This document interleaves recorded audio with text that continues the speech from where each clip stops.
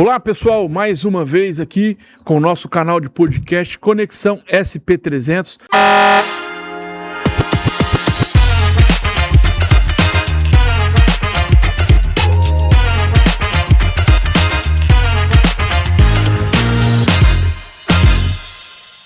Já deixo aqui os meus agradecimentos a você que está nos acompanhando, que está inscrito no nosso canal e vai acompanhar aqui hoje esse belo bate-papo com meu amigo, Sargento Evandro Everson. Obrigado, Evandro Everson, por estar aqui, neste momento bacana e contar um pouquinho da sua história para os nossos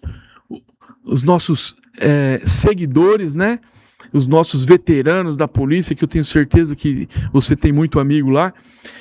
E dizer a você, pedir para você se inscrever no nosso canal, compartilhar o nosso canal, fazer esse canal aqui crescer cada vez mais e buscar muito mais aí pessoas mais distantes dos seus grupos de WhatsApp, das suas turmas, da sua família. Vamos fazer isso aqui acontecer. Evandro, tudo bem, meu irmão? Nelsinho, boa tarde, tudo ótimo. Primeiro eu quero agradecer pelo convite, parabéns por essa iniciativa. Eu vejo aí que tenho assistido meus antecessores nesse podcast, os veteranos, meus queridos veteranos, e você tem colhido histórias sensacional, relatos sensacional de vida, de serviços prestados à sociedade paulista, principalmente num aspecto que é segurança pública. Parabéns, Nelson. E mais uma vez, obrigado pelo convite. Bacana. E assim, quero deixar claro para você que está nos acompanhando o seguinte: o importante aqui, o intuito desse canal é trazer os nossos amigos aqui para que as pessoas possam conhecer um pouco mais das nossas histórias e também dizer assim, dentro da carreira policial militar, eu digo que nós temos uma extensão muito grande de setores e de funções, O Sargento Evandro Everson, por exemplo, trabalhou muitos anos vinculado a tentando trazer o bem-estar para o dia a dia do policial militar. Tem história aí, vamos falar aqui da DPM, para quem conheceu a história da DPM na cidade de Araçatuba, eu como bombeiro mesmo, aproveitei muito aquela unidade ali, nós fizemos muito treinamento.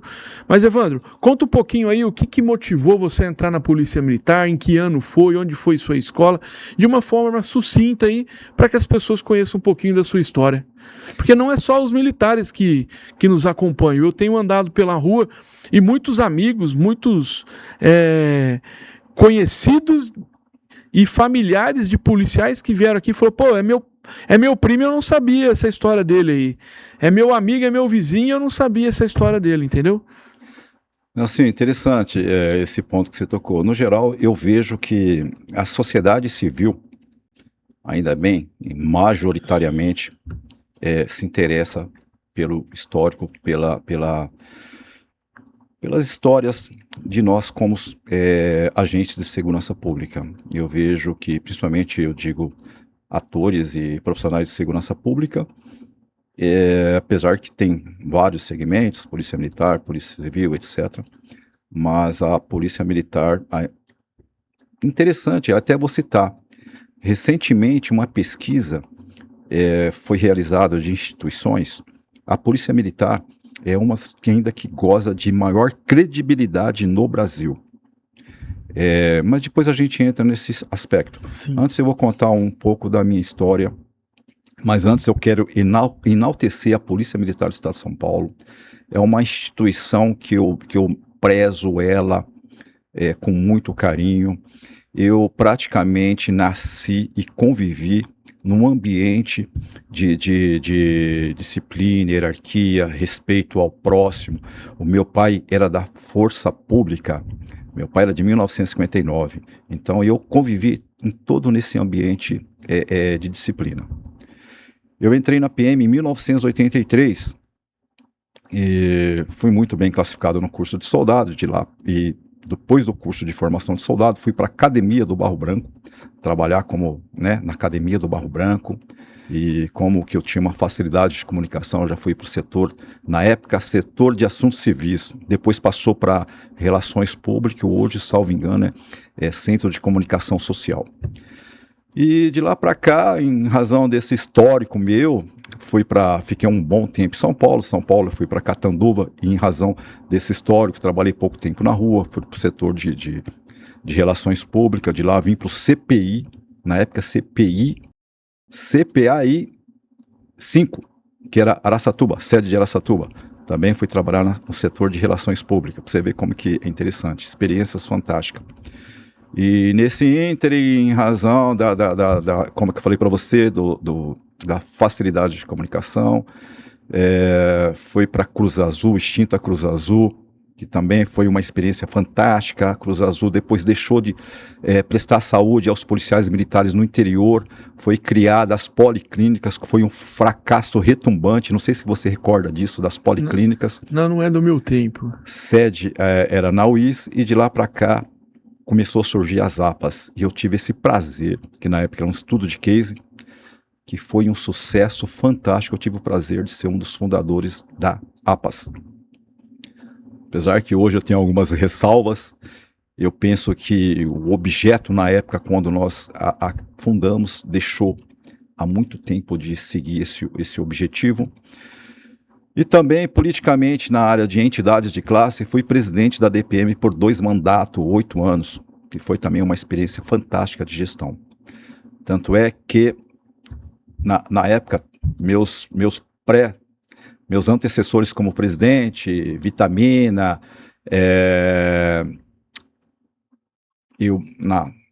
esqueci o nome aqui, mas eu vou relembrar, Tenente Sanches, o Daniel, Sargento Daniel, e Tenente Sanches, que tinha uma liderança fantástica. Aprendi muito com esse pessoal em termos de gestão de uma pequena empresa.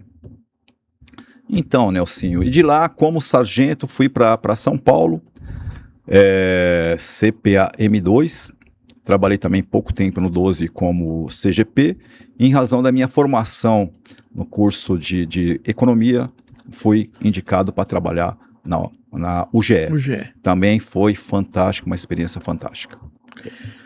E é o que eu tenho sempre falado aqui com os demais colegas, porque aqui passou, aqueles que te antecederam aqui, praticamente todos têm o seu início de carreira trabalhando na rua, e com o passar dos anos de carreira são recolhidos, né, vamos dizer assim, para poder já chegando no final de carreira e ficar tranquilo até chegar aí à sua aposentadoria.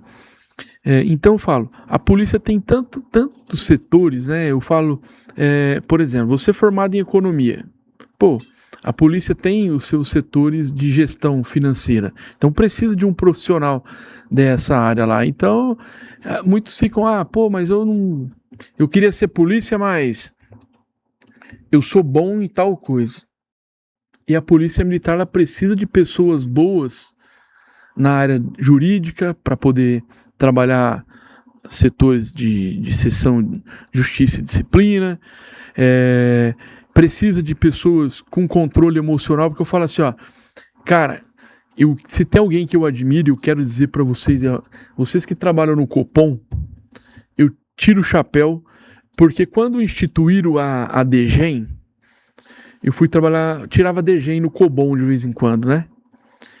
Cara, no começo, meu irmão, você fica quase louco. Os telefones tudo tocando, entendeu? Você não sabe qual que você atende, aí você começa a atender e triar uma ocorrência, aí o outro telefone tá tocando, aí passa a sua cabeça, será que aquilo é mais importante do que o que eu tô atendendo, né? Então, assim, eu tiro o chapéu para quem trabalha no Cobom, no Copom, pessoal do SAMU que trabalha no atendimento do 92 também, porque não é fácil, não é para qualquer um. E eu falo, todos os setores da polícia militar, todas as funções têm as suas dificuldades, né? E o policial militar, diferente da maioria das empresas, eu falo, nós somos uma das instituições mais valorosas, como você falou, porque nós temos um regimento militar que funciona, né? Você não perde o emprego, mas as situações que às vezes você é colocado é pior do que se você perdesse o emprego. Então funciona. A Polícia Militar é um órgão que funciona por conta disso, né? E, bom, não, pode concluir o seu... Não, desculpa. É porque você tem tocado em temas sensíveis e fundamental. Eu não sei se o nosso pessoal da Polícia Militar, tem noção como que a Polícia Militar ela dá uma formação perfeita no nosso dia a dia durante todo esse tempo que nós trabalhamos. Você tocou num ponto fundamental que é o pessoal do Copom, do Cobom. Veja a experiência de gerenciamento de crises que esse pessoal eles adquirem durante todo esse tempo. Fora o pessoal do Copom, fora o pessoal que trabalha na rua, no dia a dia, ali atendendo as ocorrências do 90, você além de ali, você em primeiro passo, você vai ter que gerenciar aquela crise eminente, a liderança. Então, tudo isso, o policial militar, do soldado ao oficial, obviamente, ele adquire no seu tempo, no tempo de trabalho. Isso é fantástico. E quando você toca num assunto também de vários setores, eu digo assim, a Polícia Militar, ela tem um organograma fantástico. O seu organograma é mais, como que eu falo para você? Ele é mais complexo e mais assim, de excelência do que um organograma de uma empresa privada. Quando eu digo uma empresa privada de grande porte. Porque nós estamos todos os setores, nós somos autossuficientes, nós temos aí a subfrota, temos o P1 que cuida do pessoal, P4, o GE da finanças. Então você veja a saúde, você veja que complexidade que é essa instituição. E isso é muito importante, então nós temos que valorizar. Apesar que, em razão do seu efetivo, tem algumas questões que deixam a desejar, né, Nelson? Eu não sei se a gente vai tocar nesse ponto aí. A gente vai desenrolando aqui e vamos ver o que vai acontecer. O que vai acontecer. Mas eu quero deixar um recado para você, policial militar. Queria dizer para você o seguinte, dentro desse contexto, às vezes eu não sei se o policial militar, o Everson, ele para refletir o quanto ele é importante para a sociedade. Porque às vezes o policial passa por momentos difíceis e aí ele acha que a sociedade só vai dar pedrada, só vai recriminar. Cara, você, policial, você é muito importante para sua família. Você é muito importante para a sociedade porque você deixa a sua família em casa para ir resolver o problema de uma sociedade, muitas vezes que você acha que ela não reconhece o trabalho, mas ela só não assume na sua frente, mas ela reconhece, porque você é a última esperança que ela tem na hora de levar lá o momento, né, de conforto, o momento de resolver o problema. Então eu acho que às vezes o policial ele não para um pouco para pensar nisso daí. E eu fui entendendo isso depois que a vida vai ensinando algumas coisas, né, pra gente. E eu falo assim, é tão gostoso quando você, policial militar, chega num churrasco, chega num evento onde muita gente não te conhece e o cara, o seu amigo ele tem o prazer de falar assim, ó, esse aqui é o meu amigo Everson, ele é sargento da polícia. Ó, esse aqui é o meu amigo fulano, ele é policial. Ó, esse aqui é meu amigo, ele é bombeiro. Ó, esse aqui é meu amigo, ele é policial rodoviário. Ó, ele é guarda municipal. Você tá entendendo? O cara tem o prazer de colocar você num patamar dizendo que você traz segurança para ele, a sua amizade traz segurança para ele, né? Eu não sei, às vezes acho que o policial ele fica tão focado no dia a dia do trabalho e a maioria dos policiais acabam fazendo as suas atividades extras, agora é atividade de DGEM, é delegada, e o cara, às vezes, ele sai um pouco fora disso aí e ele não consegue entender o quanto ele é importante, né, para a sociedade. Nelsinho, você vê, a gente vai adentrando e são temas muito importantes e sensíveis. O que o Nelson falou é interessante. Nós temos, no meu caso, tenho vários. Eu tenho assim, uma capilaridade, um network fantástico de amigos da sociedade civil. Então, meu caro amigo policial militar da ativa, veterano que já deixou ali seu legado, deixou um tijolinho ali assentado ali no quartel. Eu digo isso para os meus amigos, que toda vez que um veterano vai na sua unidade ou na última unidade, o comando tem que estender um tapete vermelho para recebê-lo. Porque além dele ter deixado ali assentado o seu tijolinho, ele contribuiu muito para a sociedade. Eu falo num grupo de amigos aí da sociedade civil que durante uma crise ali, uma crise instalada, um roubo acontecendo ali numa residência, a vítima, ela pensa em 3 situações. Ela pensa em Deus, ela pensa no policial militar para salvar ela e determinadas situações, quando ela pende para um lado mais sensível, de vítima, ela pensa no médico. Então, essas são os 3 personagens que a sociedade pensa. Ela esquece de tudo, mas em Deus e o policial militar é importante para ela. Então, para a gente ver como que nós, como agente de segurança, somos importantes para a sociedade. E eu tenho certeza que a sociedade, ela sabe disso. E ela, às vezes, timidamente não expõe, mas ela reconhece essa situação. Bacana. E eu vou falar um pouquinho aqui dos meus apoiadores que me ajudam a ter esse programa aqui, que é o Roberto Escapamento, lá da Avenida José Ferreira Batista. Grande abraço, meu amigo Roberto. Araça Bike, do meu amigo Maicon, lá na Rua do Fico, também com uma grande quantidade aí dessas bicicletas modernas, elétricas aí também. Meu amigo Nazemi, lá do Lojão dos Móveis. E o meu amigo Marcílio Motos, ali no bairro Santana.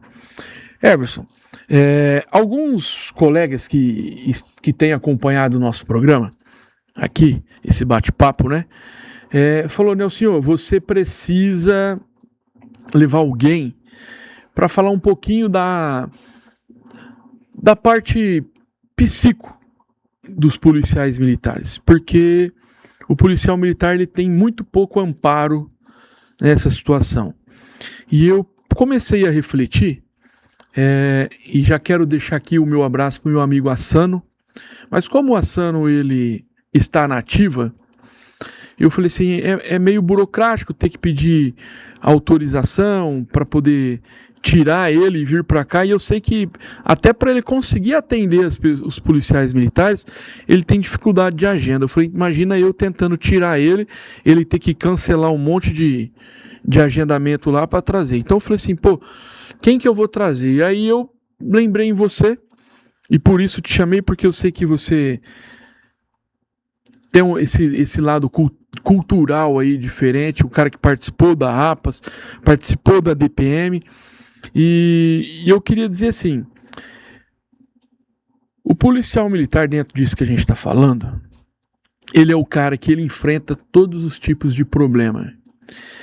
Além dos problemas emocionais que ele já tem dentro do relacionamento familiar dele, ele também tem todo esse trabalho de, quando chegar no momento conturbado, ele é o centro ali, ele tem que chegar lá e ele tem que trazer o respeito, ele tem que trazer a calmaria. É claro que muitas das vezes ele precisa usar de força para chegar nesse ponto, mas ele chega sempre de maneira tentando amenizar a situação.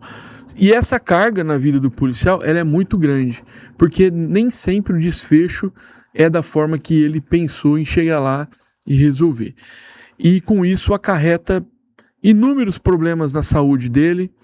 O policial militar, ele não tem hora para dormir, porque o corpo humano da maioria dos humanos tem lá o seu horário de ir ao banheiro. Porque eu vou no banheiro todo dia. Meu horário de almoço é esse, meu horário de janta é aquele. Todo dia eu assisto o jornal e vou dormir. Então cada um tem a sua rotina. E o policial militar não tem rotina. Porque um dia ele trabalha durante o dia, depois ele trabalha à noite, aí quando ele pensa que ele vai pro lazer com a família dele, vem uma escala extra, ou ele vai para as atividades extras para poder complementar a sua renda, né? Porque a pessoa fala, mas complementa a renda porque quer. Não, não é porque quer. Eu falo assim, o policial militar, cara, ele não pode sentar em qualquer lugar. Ele não pode ir lá na lanchonete, lá naquela quebrada lá, porque lá ele prendeu gente, lá ele deu uma borrachada em alguém, lá ele não é aceito pelaquela sociedade, então ele tem que buscar outros lugares para ele conviver. E para ele oferecer isso, ele tem que buscar uma renda extra. Ele tem que buscar, porque com a renda que ganha dentro do Estado, muitas vezes ele não consegue isso. Então o cara não para. O cara é 72 horas, às vezes, acordado. E isso, quando ele vai chegando num determinado momento da carreira, ele começa a precisar desse apoio psicológico. E a polícia militar hoje, ela é muito limitada. Eu não vou dizer que a culpa disso é dos comandantes de unidade. Não, eu acho que isso está bem lá acima de as pessoas que deveriam olhar para o policial militar não enxergam a gente dessa forma. Ela enxerga que a gente tem que cumprir horário, que a gente tem que cumprir o regimento militar e não vou falar o nome da palavra aqui, mas é o foda-se, né? Vai lá e faz e se lasque. E aí eu falo, você como trabalhou muito nesses contextos, o que você enxerga? Você falou aí da Cruz Azul, quando eu passei para a reserva para assumir a função de vereador, a gente tentou buscar a Cruz Azul para trazer pelo menos até Bauru. Estamos tentando Araçatuba, depois eu passo para você alguns projetos. Não, então, e aí abriu-se uma esperança de talvez naquela época vir para Araçatuba, mas assim, foi tanta decepção, foi um banho de água fria, que eu falei, não é possível que os caras não enxergam que o nosso policial militar ele está doente, que ele precisa de ajuda. Eu falo, quando eu entrei na instituição, né? Aí quando eu fui trabalhar no bombeiro, quanto que muitos bombeiros tinham problema com alcoolismo. Aqui em Araçatuba, por exemplo, os caras pegavam mangueira de jardim, o cara dobravam a ponta da mangueira, colocava pinga, dobrava a outra ponta, passava uma borracha e jogava no jardim. Meu pai foi do bombeiro. Aí, do nada, o cara saía, ele ia lá no jardim, desdobrava uma ponta, dava aquela talagada na pinga, dobrava de novo. Aquele cano que o bombeiro escorrega lá para descer para a ocorrência, os caras colocavam a garrafa de 51 e colocavam o cano em cima. Então eu falo assim, graças a Deus isso melhorou muito, acho que nem tem mais, mas é o tipo de situação que a gente se deparava com aqueles caras antigos, de tanta coisa ruim que o cara já tinha visto, de tanto desastre que o cara tinha visto na vida dele, entendeu?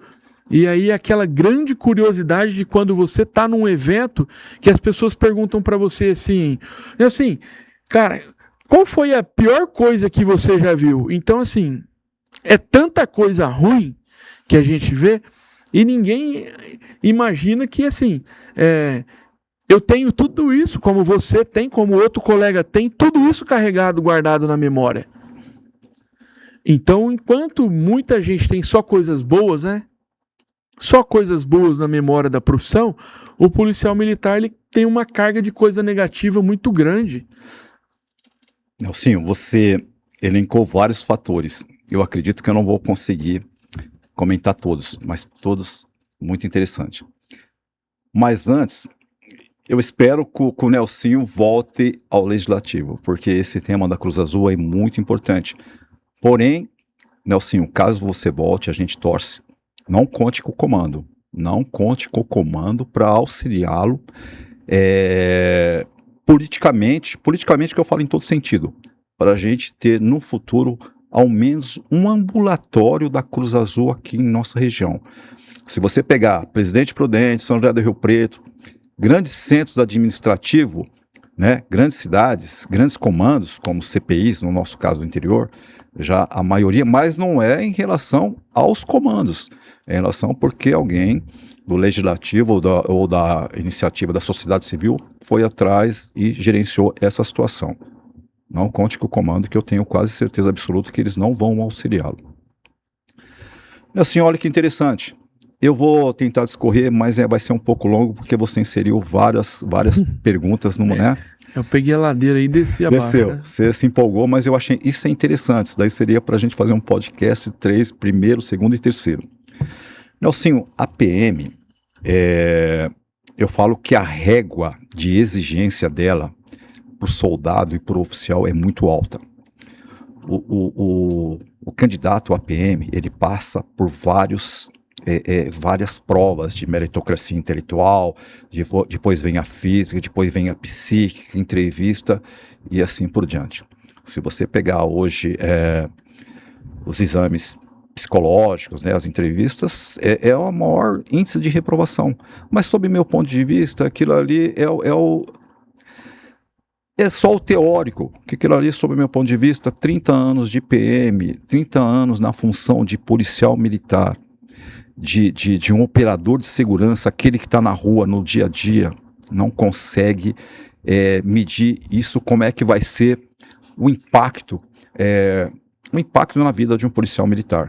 Eu digo que o policial militar, ele quando sai para a rua, todos os seus plantões de dia, à noite e à tarde, ele não sai para ver coisas boas. Infelizmente, a gente só vai atrás de coisas ruins.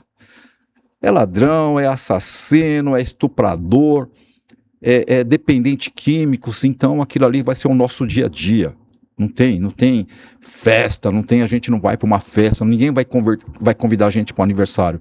Quando o 90 toca, o CGP manda lá uma ocorrência, porque não é nenhuma festa, nem um churrasco, é coisa ruim. Então você veja aquilo como que vai impactando na vida do policial militar, vai impactando na sua saúde física e na sua saúde mental. Esse dia eu estava fazendo uma comparação, né, senhor? Vamos pegar aquela operação Escudo que teve lá na Baixada Santista. Praticamente os policiais militares do BAEP, da Rota e os demais amigos ficaram praticamente quase 40 dias ali fazendo policiamento. Aí vamos pegar aquela operação que houve 152 mortes no Rio de Janeiro, salvo engano, foi no Morro do Alemão, que foi 12 horas de combate, 12 horas de tiro de fuzil. Você imagine, então aí você compara uma guerra convencional. Vamos pegar uma guerra convencional hoje, porque a guerra não está sendo mais convencional, tudo por drone, míssil, né? Mas pega uma guerra convencional que nós tivemos no Irã, no Iraque. No máximo que tinha de combate ali era 20, 30 minutos. E hoje o nosso policial militar, em termos de ocorrência, igual eu dei esses dois exemplos da Operação Escudo, que teve na Baixada e essa que teve no Rio de Janeiro, praticamente foi mais de 1, 2 horas de combate. Isso acaba com a saúde física e mental do policial militar. A adrenalina para baixar demora 3, 4 dias. E eu digo que todos os policiais militares, 90% quando vai para a reserva, sai sequelados. Físico ou mental. Às vezes não aparenta, mas ele sai sequelado. Então, assim, como que eu vejo hoje a situação, assistência na área mental, psicológica, psíquica do policial militar? Bom, antes quero mandar um abraço para o nosso amigo Assano, né? O Assano, ele, dentro das suas limitações, ele faz o que ele pode, porque ele tem suas limitações de comando, da parte, como que eu digo para vocês, de hierarquia, então é limitado. Ainda sob meu ponto de vista, pessoal, eu acredito que um profissional em um CPI para atender toda essa demanda é pouco. Aí torna-se até tipo de uma perfumaria, para dar uma satisfação pro efetivo, né? Porque, com certeza, não tem como. Nem na parte burocrática, que o simples laudo lá para registrar, para a arma, né, para renovar, nós temos conhecimento que tem que entrar numa fila. Então imagine aquele policial militar que está com problemas emocionais. Então, sob meu ponto de vista, me desculpem, o comando que eu falo, o comando geral, o comando dos CPIs, comando dos CPAs, para mim ainda torna-se uma perfumaria, porque é óbvio que o efetivo de um profissional nessa parte, ele não dá conta da demanda. Então, veja bem... E você me desculpa eu interromper você? Não quero que você perca a sua linha de raciocínio, porque é nesse caminho que a minha intenção, mas eu falo assim, ó, com todo respeito ao Assano, mas eu falo, quando o policial ele tá com problemas emocionais, eu acho que o quartel acaba fazendo que o policial ele não queira revelar, porque se o colega vê ele saindo da sala do psicólogo... É um preconceito, né?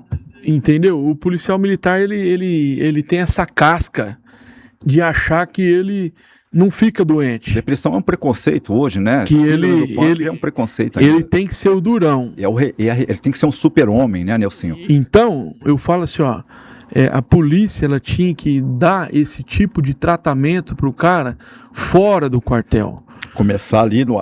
Perdão, pra você ver que interessante. O Assano teria que ser, de repente, o cara que faz uma triagem. Ele tinha que tentar mudar essa mentalidade de preconceito que quando o nosso pessoal policial militar está no início de uma depressão ou de uma síndrome do pânico, que aquilo ali não é vulnerabilidade do policial militar, é ser humano. Por favor, Nelsinho. E assim, ó, eu acho que a polícia tinha que custear isso. O Estado, né? O Estado custear esse tratamento. Por quê? Perfeito. Porque quando ele entrou na polícia, olha só como que o negócio é muito louco. Nelsinho, pra você ver como que é interessante. E se você pensar nisso da instituição, através do Estado, ela custear, dar esse tratamento, né? Não estamos dizendo que a PM hoje não tem uma estrutura para isso. Salvo engano, nós temos antigamente era chamado de CAJO, Centro de Apoio CAS Social, Psíquico e Religioso. Eu não sei se mudou o nome, porque constantemente está mudando os nomes dos departamentos, né? Uhum. Também é outro setor que ele também não dá conta da demanda. É que eu digo, infelizmente, sob o meu ponto de vista, CPF meu, Evandro Everson, é perfumaria. É que alguém tem que ter isso e está lá. Mas, na realidade, não dá o apoio necessário para o policial militar. E aí, Nelson, o que eu quero dizer é que essa situação tem o custo-benefício. Você imagina o policial militar que não esteja bem com a sua saúde mental, a sua saúde física, como que ele vai produzir para a sociedade? Ele é um risco iminente. É um risco iminente. Tanto é que nós temos aí um índice altíssimo de suicídios na tropa. Um índice, inclusive, de jovens. No meu período, o que você observava é quando o cara estava em fim de carreira, estava lá com problema de alcoolismo, estava com problemas de familiares, né? Hoje nós temos um índice muito grande de jovens que estão aí entrando com 5, 6, 7, 8, 9, 10 anos de PM. Isso já deveria tem que ser um alerta, o Nelsinho. Teria que ser um alerta para o alto comando. E é isso que você falou. Além do risco iminente, a sociedade perde, porque chega a um estágio que esse policial militar vai ter que ser afastado por muito tempo. Por favor, complementa, que eu fico empolgado com os temas que você está colocando, que é muito importante. Olha só, eu queria entender assim, ó. O cara, nada contra quem trabalha em nenhuma empresa, não estou desmerecendo nenhuma empresa, mas assim, ó, o cidadão que trabalha no mundo civil, a maioria das empresas hoje, elas oferecem o plano de saúde porque eles enxergaram que o funcionário estando bem, ele oferece muito mais qualidade de trabalho. Além do absenteísmo, né, que ele vai estar presente, não vai faltar, não vai pegar atestado médico. Uma das qualificações para o candidato da Polícia Militar entrar é o exame psicológico e psicotécnico. Ele entra saudável em tese, né? Então, digamos que assim, a polícia está assinando que aquele cara, ele está bem psicologicamente, que ele está apto Ele foi admitido né? com Então, saúde quando ele tá física, doente, mental. quem deixou ele doente? A instituição, né? Que, em tese, ela teria que cuidar. Um exemplo, vamos pegar os veteranos de guerra. Em tese, quem cuida dos veteranos de guerra é o Estado americano, uma hipótese. E aí? E aí eu falo pra você, não seria bacana, né? E assim, isso aqui não é crítica. Pra quem tá nos assistindo, não é crítica. Eu falo assim, será que ninguém tá enxergando isso? Que pode resolver isso? O alto índice de suicídio na Porque tropa? para o Estado resolver isso, é que eu falo assim, ó, o culpado, não vejo que o culpado aqui é o comandante do batalhão ou do CPI, porque eles são subordinados ao alto comando. O alto comando é subordinado ao Estado. E assim, sempre tem alguém que vai acima de todo mundo. Mas eu falo, será que não tá na hora de ver assim, ó, a debandada que está dando, um monte de policial indo embora da instituição, um monte de policial se suicidando? Não chegou a hora de enxergar que a polícia precisa amparar os seus? E aí eu falo para você falou aqui da questão da Cruz Azul, da APAS, com a remuneração que o policial militar tem hoje, cara, ele não vai deixar de pôr comida dentro de casa para ficar pagando esses planos de saúde que os valores... Fora da nossa...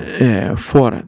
Pelo menos da grande maioria é fora. De tá fora. Soldado a segundo tenente, né? Tá fora. E eu falo assim, se as empresas particulares estão pagando os planos, né? Cara, eu não acho, assim,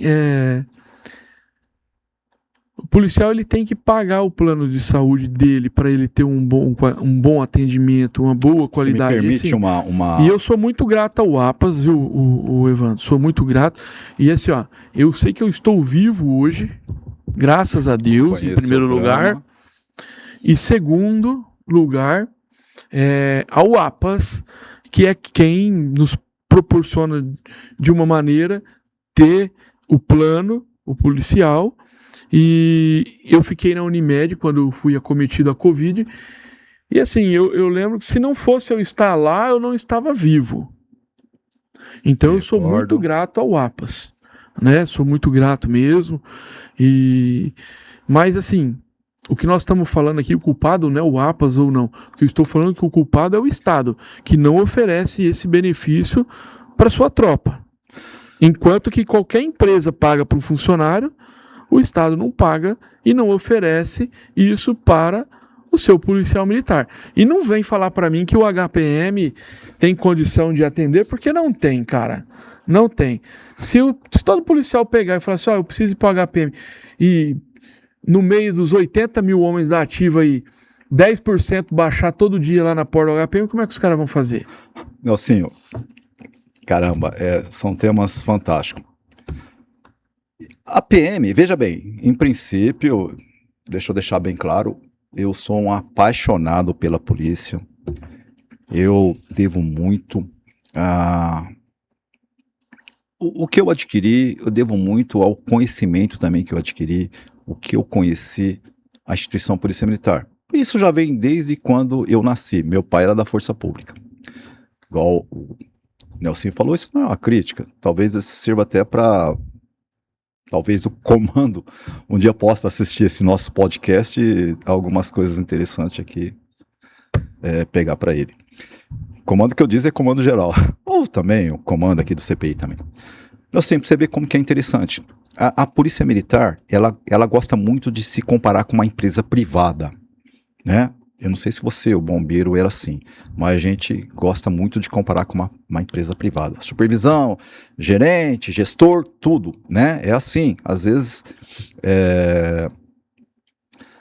Só que a empresa privada, ela, a partir do momento que ela tem uma alta rotatividade dentro da sua empresa, quando ela veja que a maior parte dos seus funcionários não permanece na empresa, entra, fica um certo tempo e vai embora, tem dificuldade de contratar técnicos, pessoas capacitadas, ela tem que rever os seus planos, porque algo está errado. E você tocou num ponto muito sensível.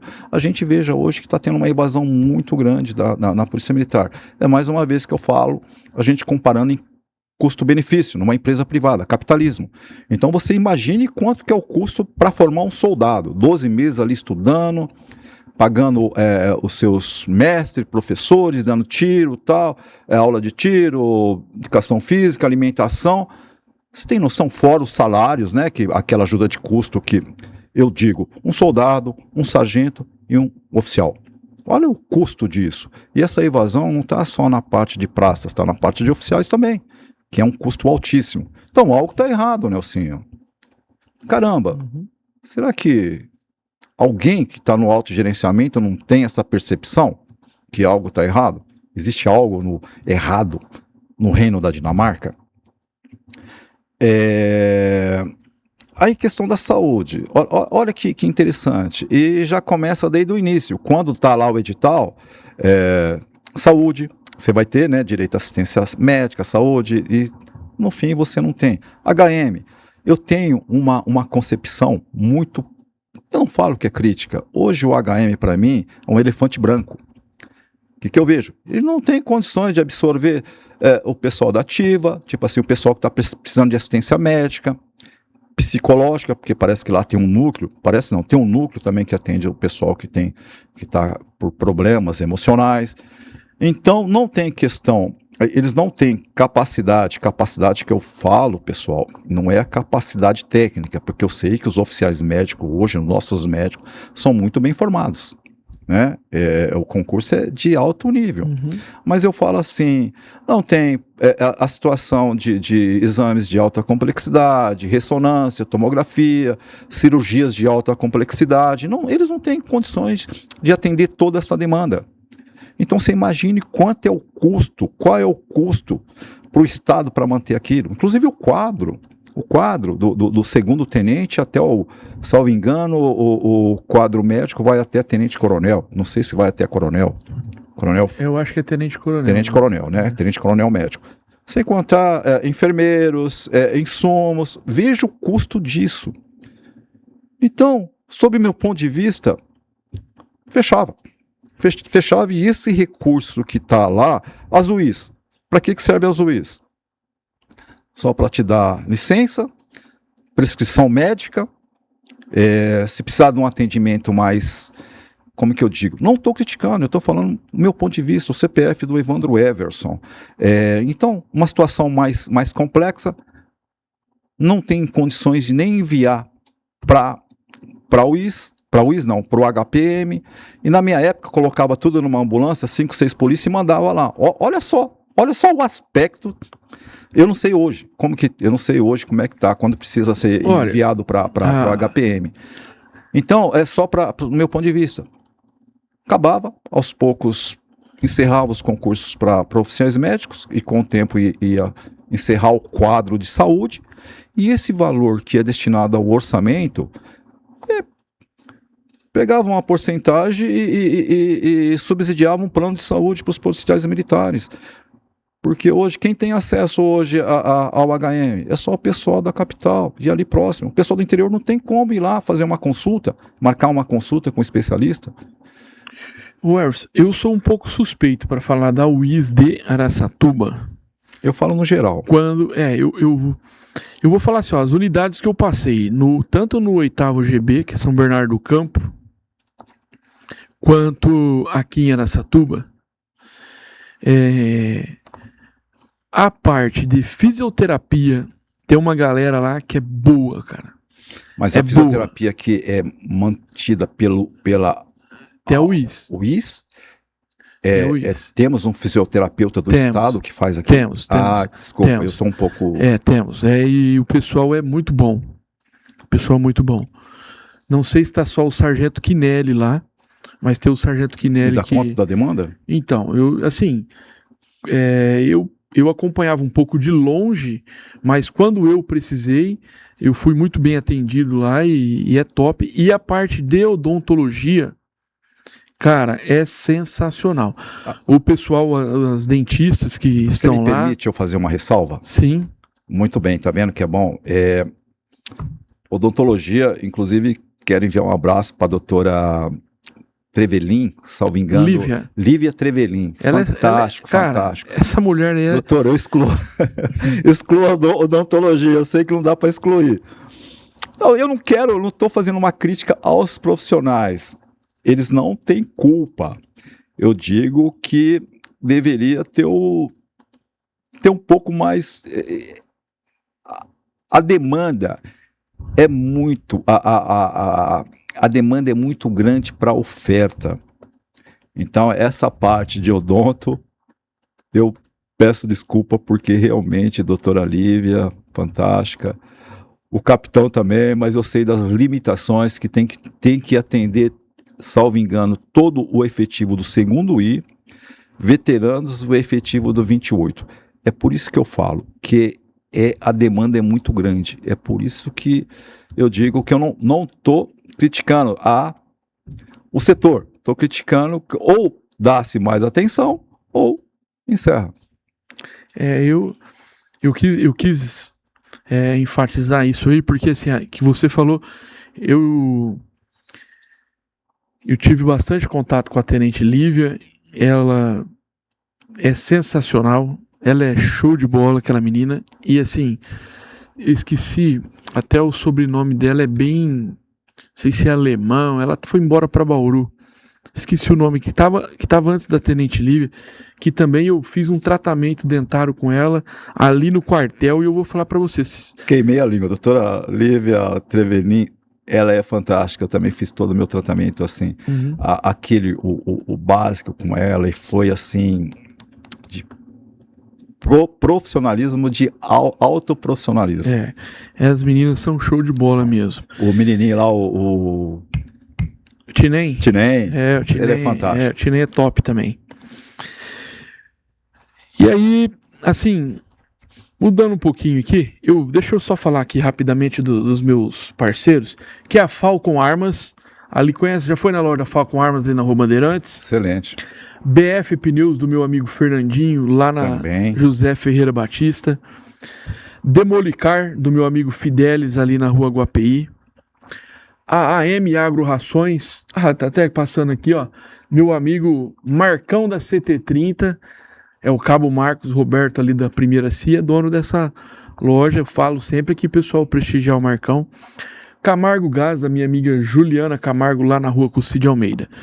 O Everson, você me trouxe na memória quando você falou aí da DPM, né? Vou mudar um pouco do assunto, mas antes eu só quero também frisar que assim, ó, não é crítica à Polícia Militar, porque eu, assim como você falou, eu também sou um amante da Polícia Militar e devo tudo que eu tenho na minha vida, assim, à Polícia Militar. Ela que me abriu as portas e me deu uma alavancada na vida aí. Mas eu falo que o problema está lá em cima, acima do comando da Polícia Militar, que eu acredito que o comando da polícia, ele busca por isso. Só que as forças maiores, as esferas ocultas, maiores, né, acabam que não são tão ocultas. Não resolve. Não resolve. Burocracia, né? Não resolve. Entendeu? E aí depois os caras, né, alegam que não sabia nem que a polícia está sem colete, alegam que não sabia que a polícia não tem recurso para comprar. O policial militar faz 2 anos que não tem aumento salarial. Você tá entendendo? E aí vem alegar que não sabia, pô. Então dá o tempo, né? Dá o tempo. Comprou? Não comprou, então como é que não sabe que não tem? Ué, quando o gás da sua casa vai acabar, você não sabe que ele vai acabar? Planejamento? Se você não comprou... Você sabe até quando ele vai acabar, daqui 3 dias vai acabar, entendendo? Você já tá sabendo, planeja tudo isso. Que isso, cara? Que isso? Mas tudo bem. Aí, meu irmão, a DPM. Você falou da DPM. E nós, do Corpo de Bombeiros, éramos grandes parceiros da DPM, porque nós utilizávamos a quadra, nós utilizávamos a piscina para treinamento. Quando eu fiz o meu curso de mergulho, rapaz, o que eu ralei naquela piscina, meu irmão, vou falar para o finado Coronel Kerles, ele falava, só quero o último e tal. Rapaz, era um ralo violento naquela piscina. O Tenente Cardozinho Cardozinho. Rapaz do Pegou a época do céu. Dimas também ou não? Dimas. Mas o Dimas já não tava mais, assim, dando tanta atividade física. Já tinha passado o bastão pro Tenente Cardoso, que na época era sargento, né? Cardozinho fazia a gente correr 12 quilômetros com um cilindro nas costas, depois nadar mais não sei quantos 1000 metros A na sociedade deveria saber disso, tanto que é exaustivo o preparo de um profissional, de um mergulhador. Do Estado, né, cara? Do Estado. Então, assim, é motivo de orgulho. Perfeitamente. Motivo de orgulho. Lá, forja o camarada na pedra mesmo. Mas o que aconteceu com a DPM, assim, cara? Porque eu vejo hoje lá tem um projeto bonito da Crepom. Mas eu confesso pra você que me deixa triste em ver uma quadra de quantos não se gasta pra construir uma quadra, uma piscina. Não é do dia pra noite, né? E deixar aquilo lá, eu falo, aquilo devia, e é da prefeitura aquele prédio. Aquilo deveria estar sendo utilizado para outros fins, né, cara? Nelsinho, eu tive a honra de ser presidente da DPM, que é uma associação desportiva nossa, da PM, por isso que eu falo que a PM é fantástica. Ela atua em todo sentido.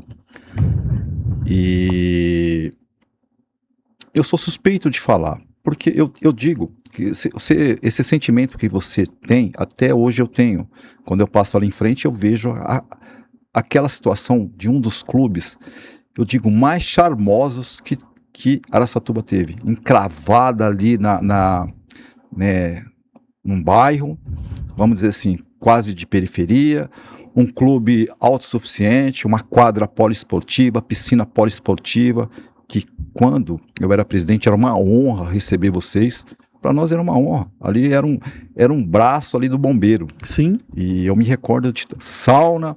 A sauna ali era uma sauna, eu falava que ali era o termômetro de todos os acontecimentos políticos da sociedade de Araçatuba.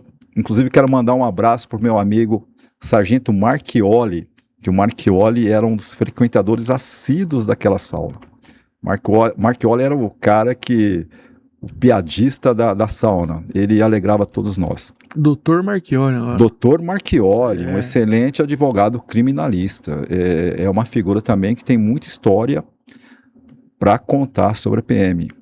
Inclusive, peço que você dica, convide, viu, cara? ele Boa tem dica. muita história. Boa dica, já fica o convite, viu, Marchioli? Se você não viu e quem puder tá assistindo e puder encaminhar isso aqui pro Marchioli, né? Já deixo aqui o meu convite para você e quem sabe você vir junto. Marchioli, todos os dias a gente se encontra nas caminhadas. Perfeito. Você tá intimado, meu amigo. Apesar de ser mais antigo do que eu, mas eu vou te intimar. Inclusive o Marchioli era grande amigo do meu finado sogro também. Meu sogro gostava muito dele. Figuraça. Então, quando eu passo lá, eu vejo. O motivo é nobre, mas eu não sei se ali, aquele prédio seria nobre para ser a sede daquele projeto. O motivo é nobre, salvo engano, é reciclagem, né? Sim. Reciclagem. O projeto da Crepom é fantástico, é muito bom. Reciclagem hoje. Muito bom, e assim, geração de empregos. A vereadora Edna Flor, ela tem um trabalho com esse projeto, eu acompanhei de perto, é muito bom, ela cuida daquilo ali como se fosse a segunda casa dela. Então, ali funciona mesmo, é muito bom. Gera empregos também. Gera empregos, renda, né? E tem famílias que sobrevivem dali. Porém, é o que você está falando. Eu acho que tem outros lugares que poderia acolher com toda a infraestrutura. Eu estava em São Paulo, Nelsinho. Tanto é que quando eu fiquei sabendo, eu estava trabalhando em São Paulo. Eu tentei de todas as maneiras ainda resgatar. Fiz reunião com alguns vereadores, na época era o delegado Dr. Jaime, que ele também estava à frente. Ele estava com o projeto Brota Vida lá. Brota as Vidas. E a gente ia fazer uma parceria com a Polícia Civil, porque eu sei que é caro manter um clube naquela infraestrutura. Ali nós tínhamos 3 piscinas, uma piscina que ela é semi-olímpica, você conhece, 25 metros. Nós tínhamos uma piscina infantil, nós tínhamos ali biribol, quadra de areia, poxa, é incrível, é uma infraestrutura. Nós tínhamos uma jardinagem ali que era cuidada pelos meninos que tomavam conta ali, seu Euclides. Depois nós temos depois que foi o sucessor, que cuidava com carinho, não era nem como o profissional ali que era o colaborador, o funcionário, era carinho, o cara cuidava como amor. Então aquilo ali foi uma grande perda, não só para a Polícia Militar, como para a sociedade também, porque ali também o sócio civil poderia também ingressar. Muita gente usava lá, jogar bola. E nós tentamos resgatar para fazer uma parceria com a Guarda Civil, com a Polícia Civil, para todos, mas ali, politicamente, e na época não foi a Edna, eu acredito que o Dr. Jaime poderia ter tido uma grande participação ali para a gente ter gerenciado a não perda daquele clube. Mas infelizmente nós perdemos e hoje não tem mais formas como resgatar. Todo mundo perdeu, né? Assim, todo mundo perdeu. Não, eu acho que forma de resgatar até tem. Mas você tem que oferecer um espaço para aquele pessoal que está lá. Porque o que eles aproveitam é a parte coberta. Apesar que faz muitos anos que eu não entro lá, não sei se aterraram. Tudo deteriorado, não assim. É que você falou, aquilo ali dói na alma para quem frequentou aquilo ali. Viu? Eu encontro hoje associados que eram adolescentes e chegam em mim, todos com seus filhos, alguns até com os netos, e falam assim, presidente da DPM, isso a um certo ponto trazia aquela satisfação, mas também no fundo trazia uma tristeza. É que você falou, hoje é muito difícil. Complicado. Vou falar aqui do meu amigo Marco Peças. Você precisa comprar peça para o seu carro, procura o Marco Peças lá na rua Porangaba. A Premier Veículos do meu amigo Edgar Cavazana, ali na Avenida João Arruda Brasil. A Cofepar. Diegão, o pessoal tá querendo as ferramentas, hein? Será que tem ainda? Nós podemos continuar fazendo. A Cofepar, ele tem uma maleta de ferramenta lá, e ele pediu para eu fazer uma promoção, ela custa R$100 a 30 e poucos reais. E um monte de gente me mandou mensagem no particular que era para reservar as maletas lá. A Wendy Pet do meu amigo Wesley, você precisa de um veterinário profissional lá na Avenida José Ferreira Batista. Farmácia Princesa do meu amigo Marcel, cadastra seu CPF lá e vai obter um bom desconto. E também o Posto Ibirapuera ali na Avenida Ibirapuera do meu amigo Edgar Cavazana, que também qualidade e preço bom é lá no Posto Ibirapuera. Não, sim, você está de parabéns. Eu estou vendo o nível dos seus colaboradores aí, dos seus patrocinadores. Top, hein? Cara, parabéns. Aqui é tudo amigo, sabia? É porque você transmite credibilidade, É tudo né? amigo. Eu tinha esse projeto de montar esse espaço de bate-papo desde 2022. E aí eu fui encontrando inúmeras barreiras, e aí um dia eu montei no carro, falei, eu vou visitar esses caras aqui, vou ver se eles me ajudam. E aí tem dado certo. E é por isso que eu falo para os nossos amigos policiais, você que gosta desse tipo de história, se inscreve no nosso canal, compartilha aí os nossos vídeos, copia o link lá, manda pra tua galera, Todo mundo tem uma meia dúzia de grupo de WhatsApp, não é verdade? E é tão bom, é tão gostoso esse momento aqui de trocar essa ideia, de conhecer um pouquinho da história de cada um, né? Ressaltando, pessoal, compartilhem, assistam. Isso daqui não foi esse podcast, esse bate-papo, não é interessante só para os veteranos, para o nosso pessoal. A sociedade civil precisa saber da nossa história, que eu tenho certeza que é muito interessante.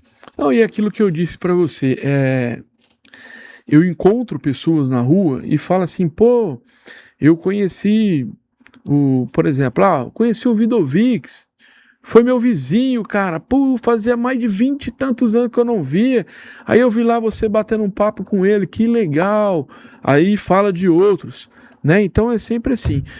E eu quero dizer aqui, o Emerson, deixar o meu abraço aqui ao meu amigo Dair, cara, tamo junto em oração com você. O Dair, ele e o Marcelo Crescêncio foram os caras que me ajudou a abrir esse canal aqui. Foram os primeiros participantes. Eu e o Dar, nós trabalhamos muito tempo nos bicos da vida aí. E ele passou por um problema renal, recuperou e agora está novamente internado.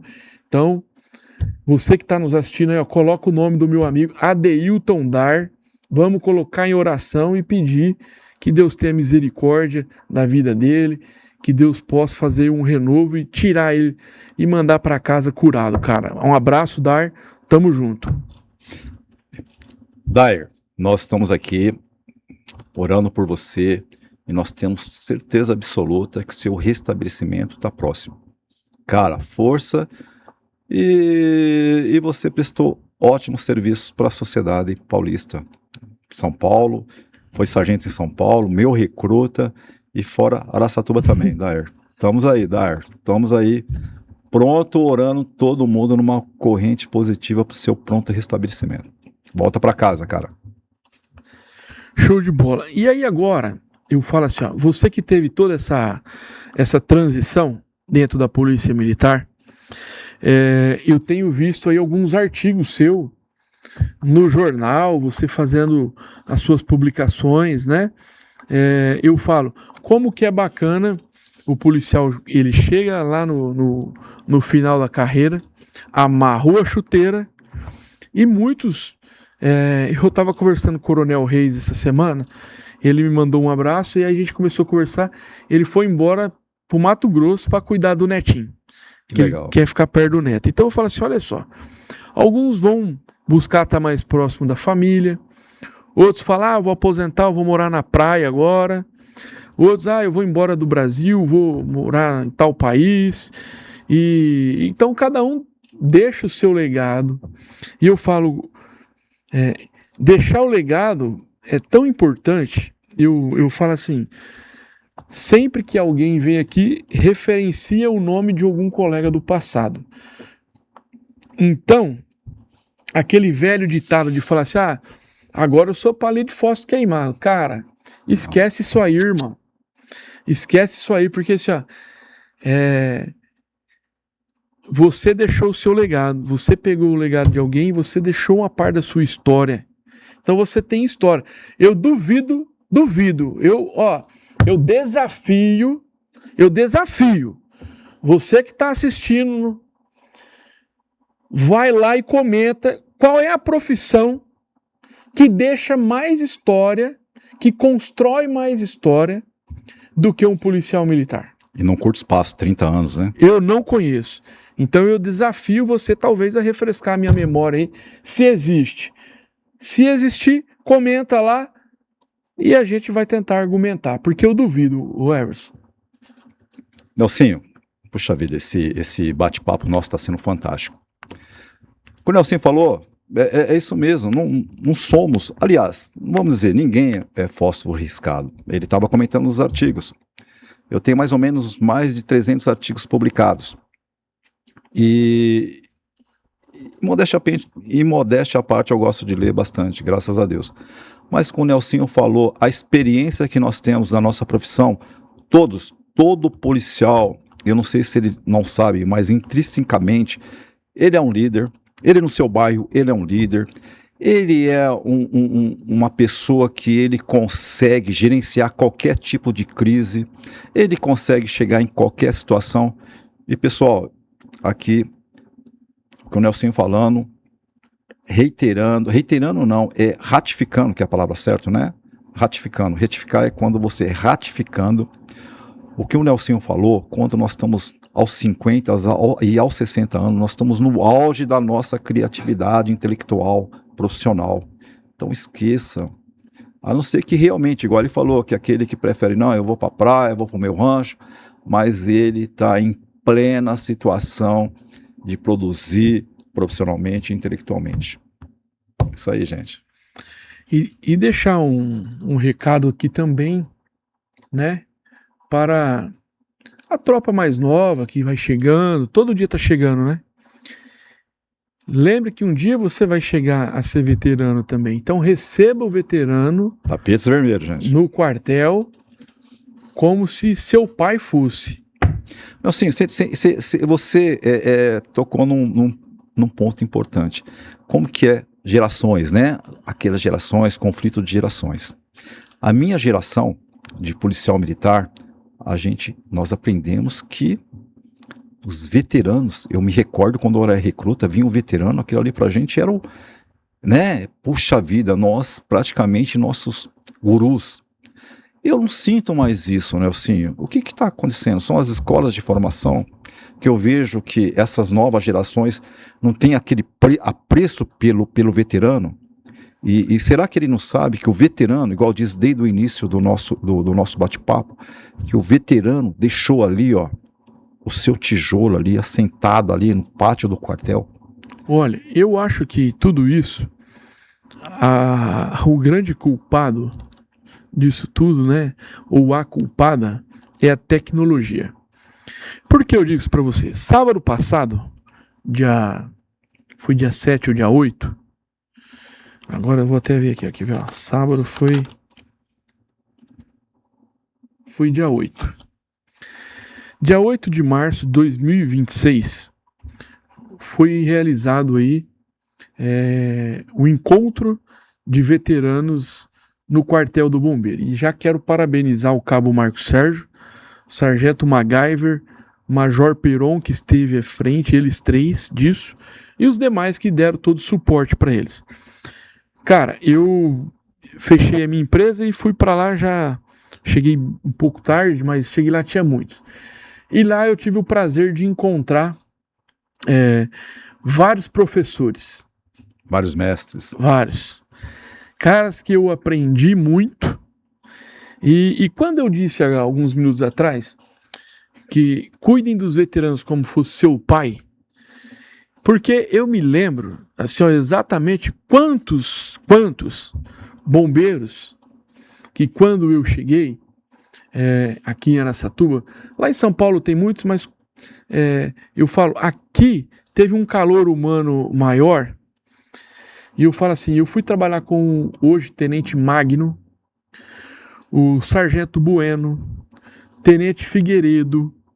Esses caras, o Serjão, o Antena, puxa vida. Golim, que é o Sargento Golim, que é lá de Valparaíso. Muitos desses caras aí, ele falava assim, ô menino, vem aqui, vem comigo. Sensacional essas histórias, cara. Vem comigo. E eu sempre, o pessoal me zoava. Eu falava assim, ó, deixa com o pai. Que ia chegando uma molecada mais nova, e eu falava assim, ó, vem com o pai. Deixa com o pai. Segue o líder. Por quê, cara? Porque esses caras cuidaram de mim também. E eu queria transmitir para os meus sucessores também, né? Essa mesma segurança que eu tive com esses caras. Eu tenho um cara, e eu sou filho de caminhoneiro, eu sempre falo que isso aí. E eu tenho muito orgulho mesmo, porque o meu pai, ele foi uma referência nesse aspecto para mim, segmento. de tipo assim, ó, nunca deixar a peteca cair. Com todas as dificuldades da vida, ele nunca deixou nada faltar para mim, pro meu irmão. Podia ter, eu falo assim, arroz, feijão, banana e ketchup, mas tinha arroz, feijão, banana e ketchup pra gente ir almoçar e jantar. E aquilo ali era um banquete, E né? eu falo, eu do ketchup, porque eu tive problemas de infecção estomacal, porque uma fase difícil da minha vida é o que a gente tinha para comer dentro de casa. Entendeu? Minha mãe fazia arroz e misturava com ketchup. As minhas tias, quando assistirem isso aí, elas vão saber que eu tô falando a verdade. Sensacional. Né? É testemunho de vida isso. Não tinha dinheiro para comprar carne, salsicha, nem nada. E a gente comia, eu e meu irmão e minha mãe, arroz, ketchup e banana. E banana é porque meu avô plantava banana e chegava em casa com os cachos de banana. E eu não tenho vergonha nenhuma de falar isso aí. Nenhuma. E eu falo assim, então eu sempre gostei de caminhão. Sempre amei caminhão. E eu falo, eu não fui para a escola de sargento porque o meu sonho era dirigir. Eu gostava de dirigir. E sargento no corpo de bombeiros, ele vem para comandar a equipe. E ele não dirige. Não dirige mais. Então, todo mundo de gente falava assim, ó, o tenente Renato, se ele assistir, ele vai falar, é verdade. Porque eu cansei de falar, ele me chamava de gordão. Gordão, vai pra escola de sargento, pô, tal. Fala, não quero. Não quero, porque eu quero chegar aqui, cara, eu quero dirigir, eu chego aqui, eu vibro com isso aqui é minha vida, eu amo isso aqui. E teve um cara que teve uma passagem na minha carreira, o pessoal do 8º GB, quando vê isso aqui, pode mandar para ele, que é o Canedo. Cabo, era soldado, depois cabo, deve ter aposentado sargento também. E o Canedo era um ícone nas questões das viaturas importadas, do bombeiro e tudo mais. E tudo que eu aprendi desses caminhões importados, eu aprendi com esse cara. E todos os meninos que chegaram já aqui em Araçatuba, nós tínhamos aqui o ABP, o AE, que é aqueles importados. Em Andradina, quando eu fui para lá, tinha o ABE, que quando vim de São Paulo, eu fiquei 9 meses lá, né? Então, assim, eu tive o prazer de ensinar e eu gostava de ensinar, porque eu falava assim, cara, foi tão bom ter um Canedo na minha vida, do cara chegar e me ensinar. Porque quando eu cheguei lá, o Erson, falava, ô moleque, imagina, 19 anos. Nossa. Cara, por que você quer ficar assim, né? Vai ter seu tempo, sua hora. Eu falei, não, cara, eu dirijo caminhão, eu conheço de caminhão, eu entendo. Meu pai, eu sou filho de caminhoneiro. Eu, por anos, viajei com meu pai, assim. Então, eu gosto disso aqui. Ah, então, beleza. Então, eu vou te ensinar. E ele me preparou um bom profissional que fui na minha carreira, na parte de autobomba, na parte de autoescada, na parte de plataformas. Eu devo a esse cara. Canedo, muito obrigado por você ter sido um profissional tão bom na minha vida, cara. E eu sempre gostei disso, de passar isso para os meninos mais novos. Então eu falo assim, eu tive alguns pais, né? Encontrei com alguns deles sábado lá nesse encontro de veteranos. Fantástico. Acredito que tenha... Apesar de eu ser novo, ter aposentado novo, né? Jovem. Então, assim, quando o cara chegava aqui em Araçatuba com seus 20 e tantos anos, eu tava com 30 anos de idade. Mas eu tinha o prazer de passar e transmitir esse conhecimento para muitos deles. Eu já tive orgulho de estar em churrasco e alguns desses meninos falaram assim, cara, o que eu aprendi de caminhão foi com você. Você me ensinou. Então, assim, isso me deixa muito satisfeito. E eu falo assim, eu tive esses pais aí que me ensinaram. E tive grandes comandantes, cara, que eu já referenciei vários deles aqui. E assim, alguns que se destacaram mesmo na minha carreira, que é o caso do Coronel Kerles, né, finado. Cara, aquele cara pra mim era um pai. Foi embora cedo, né? Foi embora cedo, ele sabe. Lisandra, sei que ela acompanha nosso programa. Esposa dele? A esposa. Esposa, conheci, E assim, prazer. cara, ela é top. E tem um cara que é muito amigo, que é um irmão do Kerles, que é o Coronel Wilson. Tá na reserva também. É um cara que vinha em Araçatuba e nos tratava assim. E esse Coronel Wilson, eu conheci ele numa marcha que a minha turma, ela foi marchando de Pirituba a Franco da Rocha. Quantos quilômetros? Só para referenciar para o nosso público. Quase 30. Pessoal, isso que eu falo, 30. A formação, o que é sangue, suor e lágrimas. E não tô contando história, não. Quem duvidar, vai lá e procura lá. A primeira turma de Franco da Rocha, nós fizemos uma marcha atlética, que eles falavam, de Pirituba a Franco da Rocha. Debaixo de chuva ainda. Debaixo de chuva, né? Então, os lendários 98 milhões aqui, meu abraço. E eu falo, então o Kerles foi um cara desse. Mas você sabe, Nelsinho, para não perder, me desculpa a interrupção, mas esse é o grande diferencial de um líder.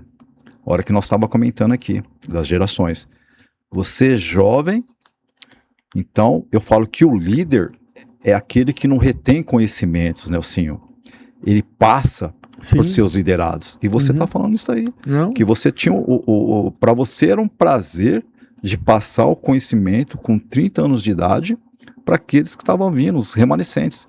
Porque nós vemos hoje que há um problema de liderança também, que tem essa dificuldade de passar seus conhecimentos, né? Porque líder que é líder não retém conhecimentos. Não. Por gentileza, eu te interrompi. E assim, aí eu tenho aí o Coronel Newton também, que vou falar para você. Tá assumindo aí uma secretaria. Tá pegando aí uma situação. Uma situação meio complexa politicamente mas no município. Eu confio nele.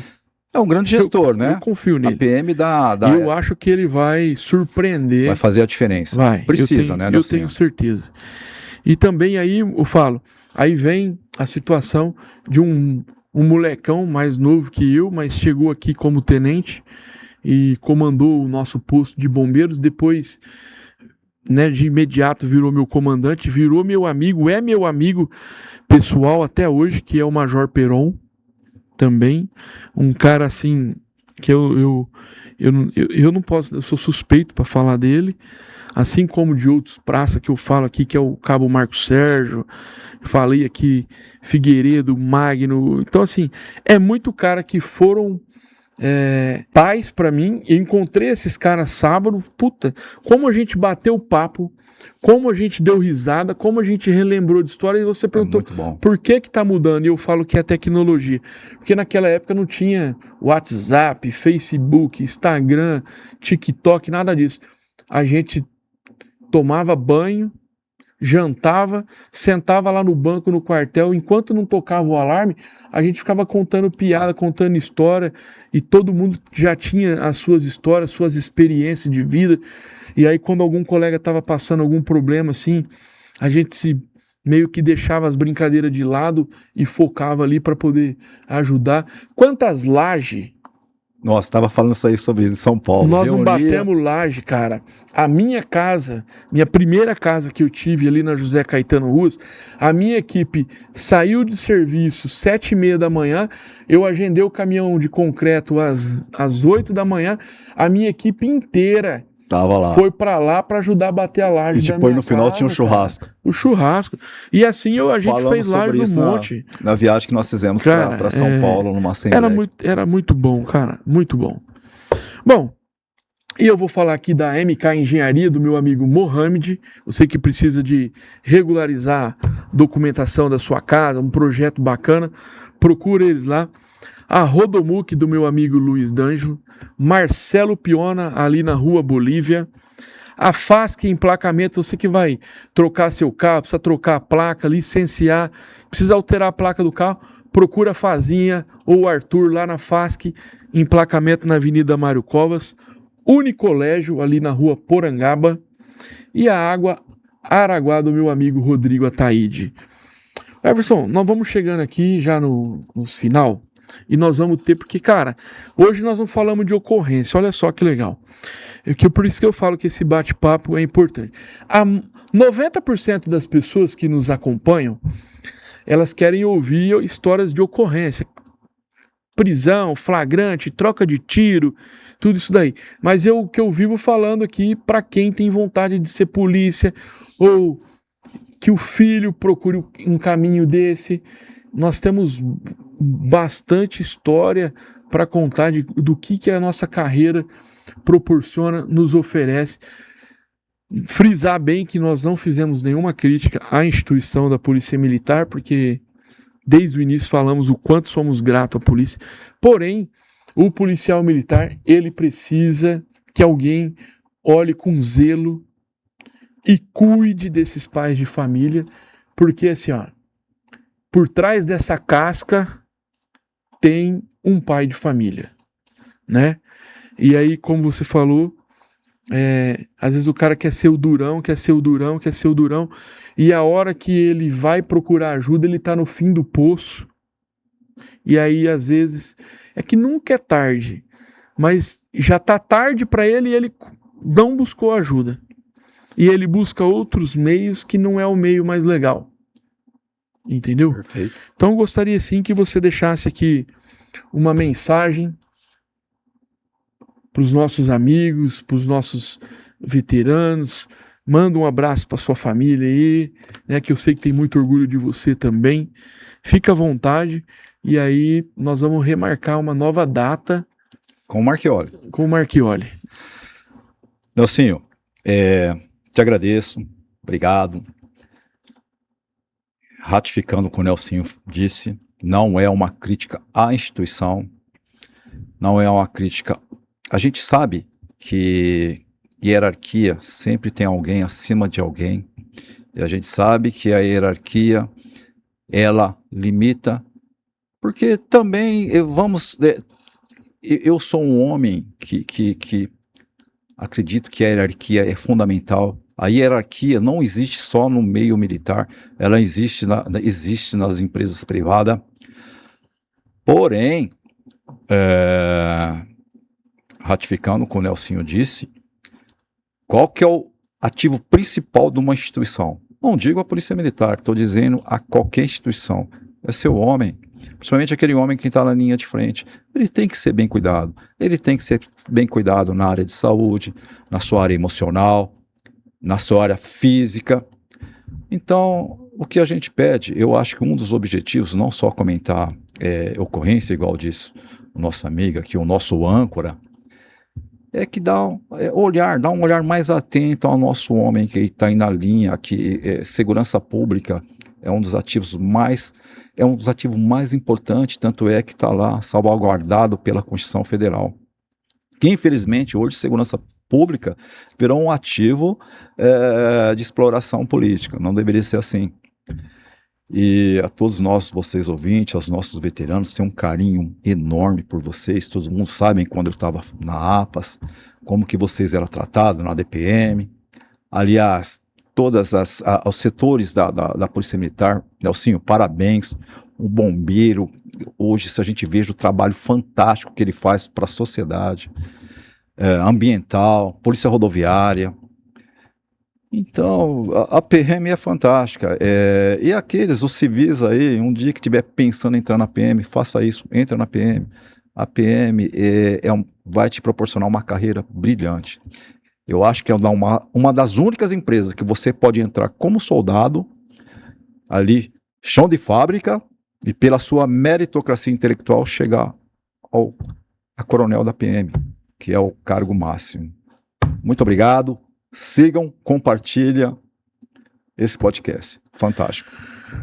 O Everson, e você tocou num ponto importante aí agora, que é o plano de carreira que a polícia ela te proporciona. Eu tenho um tio, Francisco Alberto Aires Mesquita. Ele é 81 milhão. Nossa, você tá mais dinossauro do que eu. Ele fez escola de soldado em Araçatuba. Ele passou no concurso de cabo quando estava aqui em Araçatuba. Ele prestou academia do Barro Branco, passou. Meritocracia intelectual. Foi para academia. Ele é da turma do Coronel Salesi. Puxa vida. Esse período eu trabalhava na academia, eu trabalhava como soldado na academia do Barro Branco. E o meu tio, ele chegou ao posto de coronel, foi subcomandante da PM por mais de 2 anos. Então, por isso que eu acho que esse nome não era estranho para mim. Era ele e o Coronel Gambaroni. Perfeito. E assim, por inúmeras vezes o Coronel Gambaroni ou foi viajar e ele assumia o comando da polícia. Então fala assim, entrou soldado, chão de fábrica, operário e comandou a polícia. Comandou o gerente máximo de uma instituição. Então assim, a oportunidade que ele teve, todos nós temos. E todos vocês que estão aí assistindo também têm. Exatamente. Só que ele correu atrás, se esforçou, estudou, e com 2 filhas pequenas para criar. Olha que você tá entendendo? Então assim, é um cara que ainda quero trazer ele aqui para contar um pouco, mas como ele mora em São Paulo, né? Não, sim, mas vai surgir a oportunidade. E vou te falar um negócio, e o período que ele fez escola de cabo, acho que era 4 meses a escola de cabo. E tinha escola, salvo engano, tinha na Academia do Barro Branco e tinha também no 16º, Avenida Corifeu Azevedo, Corifeu, eu não me recordo.